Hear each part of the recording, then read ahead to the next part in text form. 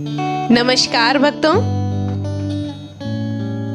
आप सभी का हमारे YouTube चैनल शिव राह में हार्दिक स्वागत है। आज हम बात करने वाले हैं सोमवती अमावस्या के पूजन विधि और कथा की। भक्तों, प्रत्येक माह में अमावस्या तिथि आती है, लेकिन यदि ये अमावस्या की तिथि सोमवार को पड़ती है तो उसे सोमवती अमावस्या कहते हैं। लेकिन इस वर्ष 17 जुलाई 2023 को पड़ने वाली सोमवती अमावस्या में कुछ विशेष संयोग बन रहा है, जैसे कि सोमवती अमावस्या को ही हरियाली अमावस्या भी है। हरियाली अमावस्या में सुहागन महिलाएं मां पार्वती और भोलेनाथ का पूजन करके अपने लंबे सुहाग की कामना हेतु श्रृंगार का सामान दान करती हैं। जबकि सोमवती अमावस्या में पीपल के 108 बार धागा लपेटकर परिक्रमा करते हुए पूजन का नियम है। इस दिन भगवान विष्णु की पूजा का भी विधान है। धान, पान और खड़ी हल्दी को मिलाकर उसे विधि पूर्वक तुलसी के पौधे को चढ़ाया जाता है। प्रदक्षिणा के समय 108 फल अलग रखकर स्नापन की समय वेद पाठी ब्राह्मण को देना चाहिए। सोमवती अमावस्या में महिलाओं का प्रमुख व्रत होता है। महिलाएं अपने पति की दीर्घायु के लिए यह व्रत करती हैं। सोमवती अमावस्या के दिन अपने सामर्थ्य के अनुसार दान देना चाहिए। जो महिलाएं हर अमावस्या का व्रत नहीं करती हैं, वो सोमवती अमावस्या का व्रत करें और पीपल के पेड़ की 108 बार धागा लपेटते हुए परिक्रमा करनी चाहिए। पीपल के विधि पूर्वक पूजा करनी चाहिए। इस व्रत को करने से अखंड सौभाग्य की प्राप्ति होती है। सोमवार चंद्रमा का दिन है। इस दिन सूर्य तथा चंद्रमा एक सीध में स्थित रहते हैं, इसलिए यह पर्व विशेष पुण्य वाला माना जाता है। इस वर्ष 17 जुलाई 2023 को यह तिथि पड़ रही है। 16 जुलाई 2023 को रात्रि 10:08 से अमावस्या प्रारंभ होकर 18 जुलाई 2023 को दोपहर 12:01 तक ये तिथि रहेगी। अब आइए हैं हम लोग सोमवती अमावस्या की कथा के विषय में भी जान लेते हैं। वैसे तो सोमवती अमावस्या से संबंधित अनेक कथाएं प्रचलित हैं। परंपरा है कि सोमवती अमावस्या के दिन इन कथाओं को विधि पूर्वक सुना जाता है।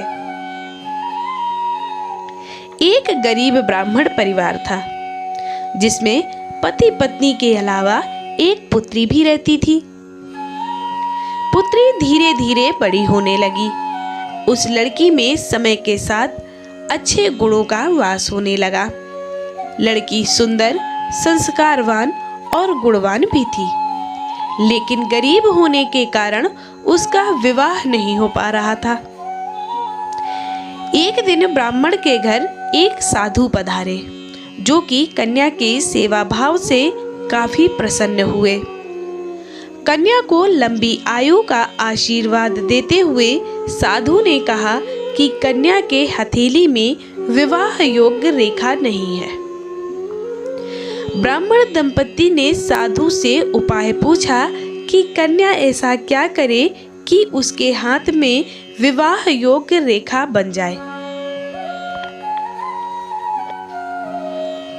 साधु ने कुछ देर विचार करने के बाद अपनी अंतर्दृष्टि से ध्यान करके बताया कि कुछ दूर एक गांव में सोना नाम की धोबिन जात की एक महिला अपने बेटे और बहू के साथ रहती है, जो कि बहुत ही आचार विचार और संस्कार संपन्न तथा पति परायण है। यदि यह कन्या उसकी सेवा करे और वह महिला इसकी शादी में अपनी मांग का सिंदूर लगा दे, तो उसके बाद इस कन्या का विवाह होता है तो इस कन्या के हाथ से वैधव्य का योग मिट जाएगा। साधु ने यह भी बताया कि वह महिला कहीं आती जाती नहीं है। यह बात सुनकर ब्राह्मण ने अपनी बेटी से धोबिन की सेवा करने की बात कही। कन्या तड़के ही उठकर सोना धोबिन के घर जाकर सफाई और अन्य सारे काम करके वापस आ जाती। ये क्रम बहुत समय तक चलता रहा। सोना धोबिन अपनी बहू से पूछती है कि तुम तो तड़के ही उठकर सारा काम कर लेती हो और पता भी नहीं चलता। बहू ने कहा कि माँ जी, मैंने तो सोचा कि आप ही सुबह उठकर सारे काम खुद ही खत्म कर लेती हैं, मैं तो देर से उठती हूँ। इस पर दोनों सास बहू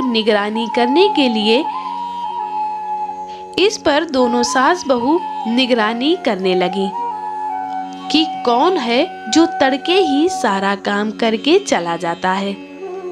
कई दिनों के बाद धोबिन ने देखा कि एक कन्या मुंह अंधेरे आती है और सारा काम करके के बाद में चली जाती है।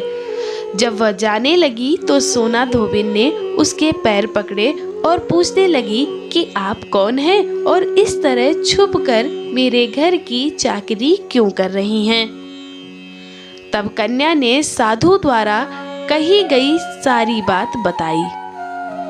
सोना धोबिन पति परायण थी, उसमें तेज था, वह तैयार हो गई। सोना धोबिन के पति थोड़ा अस्वस्थ थे। सोना धोबिन ने अपनी बहू से अपने लौट आने तक घर पर ही रहने को कहा। सोना धोबिन जैसे ही अपनी मांग का सिंदूर कन्या की मांग में लगाया, उसका पति मर गया। उसे इस बात का पता था, वह घर से निराजल ही चली थी। यह सोचकर कि रास्ते में कहीं पीपल का पेड़ मिलेगा तो उसे भंवरी देकर उसकी परिक्रमा करके ही जल ग्रहण करेगी। उस दिन सोमवती अमावस्या थी। ब्राह्मण के घर मिले पुए पकवान की जगह उसने ईंट के टुकड़ों से 108 बार भंवरी देकर 108 बार पीपल के पेड़ की परिक्रमा की और उसके बाद जल ग्रहण किया। ऐसा करते ही उसके पति के मुर्दा शरीर में कंपन होने लगा और उसका पति पुनः जीवित हो गया। सोमवती अमावस्या के दिन जो सुहागन स्त्रियां या कुमारी कन्याएं पीपल के वृक्ष की विधि विधान पूजा करके सोना धोबिन की कथा सुनती हैं, उनकी समस्त मनोकामनाएं पूरी होती हैं और उन्हें लंबे सुहाग का आशीर्वाद भी प्राप्त होता है। धन्यवाद।